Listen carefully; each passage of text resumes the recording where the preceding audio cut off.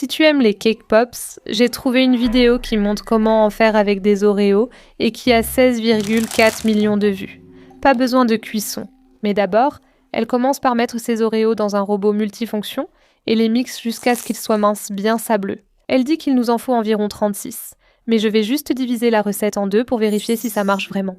Mais elle précise aussi qu'il faut en garder quelques-uns pour plus tard. D'accord, maintenant versons ça dans un autre bol et pour que ça tienne ensemble, on va ajouter du fromage frais. J'ai vu du glaçage au fromage frais en boîte comme celle-ci et je me demande si ce serait bon, mais je pense que ce sera déjà assez sucré. Je vais l'écraser puis bien mélanger, ensuite former de petites boules. Quelqu'un a demandé « Peut-on utiliser du glaçage au lieu du fromage frais ?» Honnêtement, à ce stade, ça se ressemble un peu, donc je dirais d'essayer. Bon, notre mélange est bien épais. Maintenant, il ne me reste plus qu'à rouler ça en boules, comme une petite truffe. J'ai tellement envie d'en croquer une.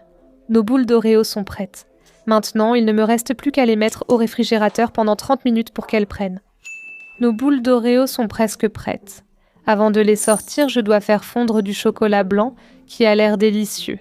Il est temps de les tremper. Elles sont fermes et faciles à manipuler.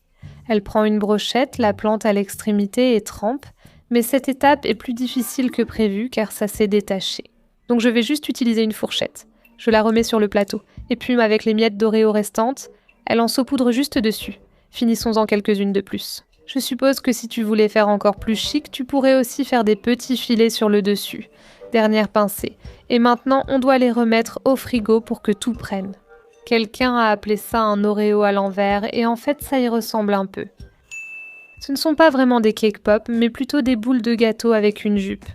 Voyons si elles sont aussi bonnes que des cake pops. Si tu ne m'avais pas dit que ce ne sont pas des cake pops, je ne l'aurais même pas su parce que ça a exactement le goût des cake pops. Elles ont ce centre moelleux, façon truffe, puis sont enrobées de chocolat blanc.